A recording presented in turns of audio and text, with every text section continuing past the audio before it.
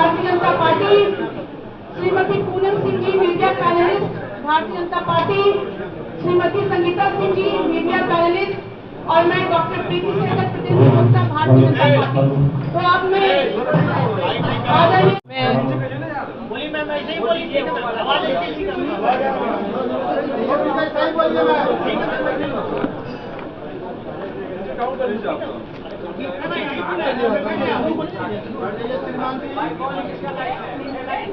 सर्वप्रथम मैं आप सभी प्रिंट इलेक्ट्रॉनिक मीडिया के अपने साथियों को, भाइयों और बहनों को सादर प्रणाम करती हूँ और साथ ही साथ आज ज्योतिबा फुले जी की जयंती है, उनको नमन करती हूँ।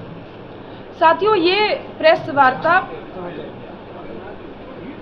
वार्ता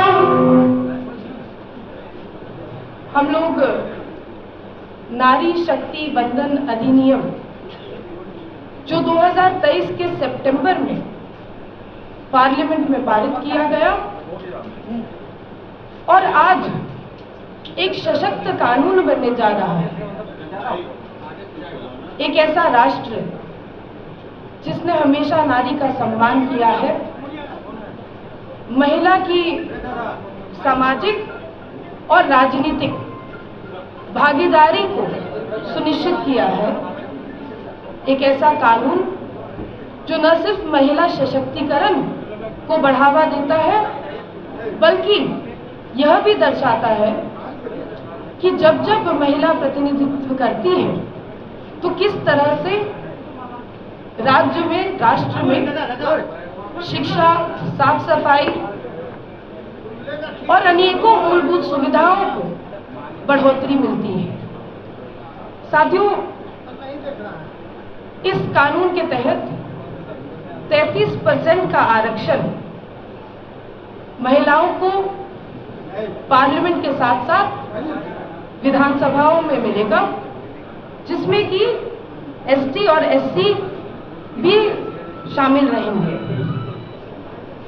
यह कानून एक तरह से देखा जाए तो जो लंबे समय से जनगणना होनी थी और अब कार्य शुरू हो गया है, उसके साथ साथ परिसीमन का भी कार्य होना है। यह कानून एक तरह से उसका पूरक है, यानी कि सप्लीमेंट्री कार्य है, जिसकी आवश्यकता आज भारत को है।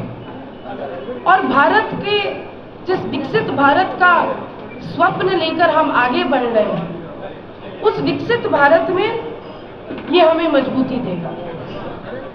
मैं भारतीय जनता पार्टी और एनडीए की सरकार, अगर हम उदाहरण स्वरूप बिहार की बात करें, तो सिर्फ ये मात्र एक कानून या एक अधिनियम की बात नहीं है। सालों से महिला सशक्तिकरण के लिए बिहार में पहले तो पंचायती राज स्तर पर नगर निकायों में आरक्षण को लाया गया। महिला सुरक्षा के लिए बिहार एक ऐसा स्टेट है, एक ऐसा राज्य है जिसमें सबसे ज्यादा महिलाएं आपको बिहार पुलिस की वर्दी में दिखेंगी। तो निश्चित रूप से महिला शिक्षा को बढ़ावा देने के लिए अनेकों योजनाओं को धरातल पर उतारा गया।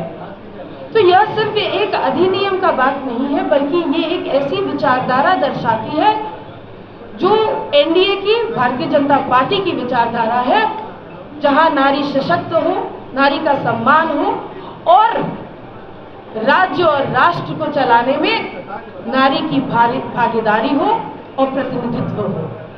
साथियों, बिहार का उदाहरण मैंने आपके सामने आज जो रखा है, उसमें आप देखिए किस तरह से अगर कोई किसान भाई बहन जब खेत तैयार करते हैं तो एक उसका ग्राउंड बेस तैयार करना सबसे ज़्यादा आवश्यक होता है।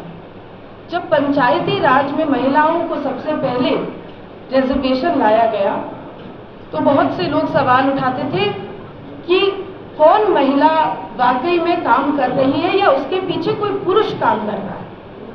लेकिन जब सोच में परिवर्तन हुआ तो आज देखिए अनेकों महिला मुखिया, अनेकों नगर निकाय के अध्यक्ष, उपाध्यक्ष महिला के रूप में अच्छा कार्य बिहार में करके दिखा रही है और किसी भी पुरुष या अन्य व्यक्ति की आवश्यकता या समझाने की आवश्यकता अब नहीं रहती।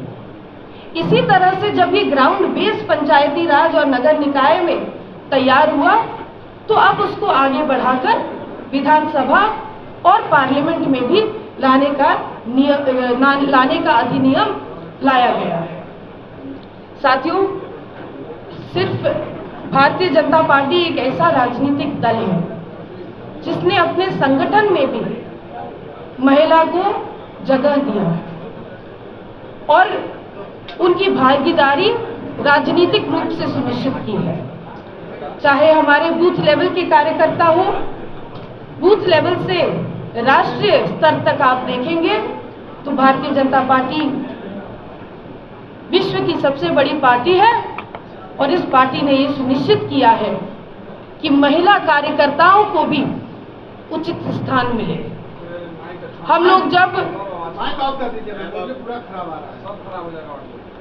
लोग जब महिलाओं की राजनीतिक भागीदारी की बात करते हैं तो एक तरफ भारतीय जनता पार्टी का संगठन भी आपको दिखता है, दूसरी तरफ मतदान केंद्र पे भी जब हम जाते हैं तो महिला वोटर की भागीदारी भी आपको लंबी लाइनों के माध्यम से एक बड़ी संख्या में दिखने के लिए मिलती है।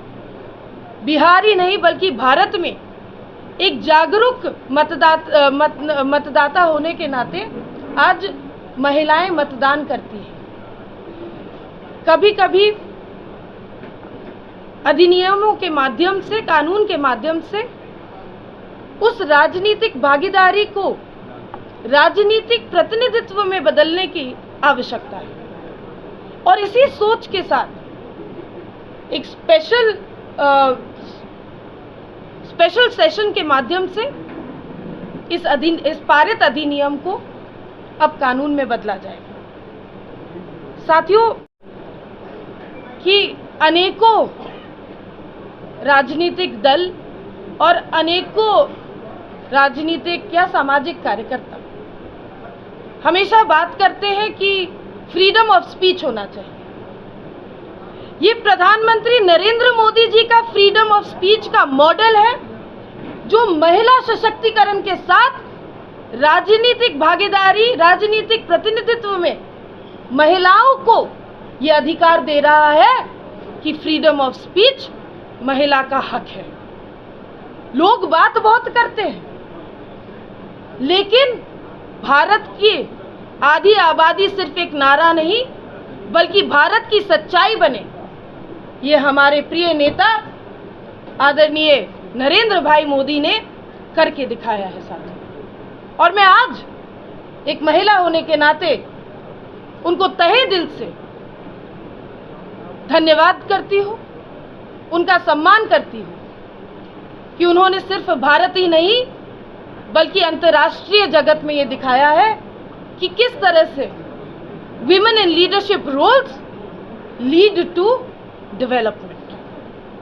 और साथियों, मुझे लगता है 70 वर्षों के बाद इस नियम को सूझबूझ के साथ, समझदारी के साथ, हर एक उस महिला के हक के साथ इस अधिनियम को लाया गया और इसका अब कानून बनने जा रहा है।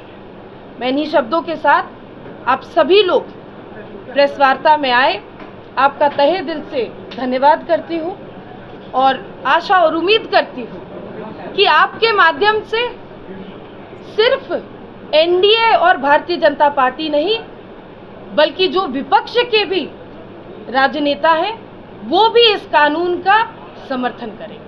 धन्यवाद। आज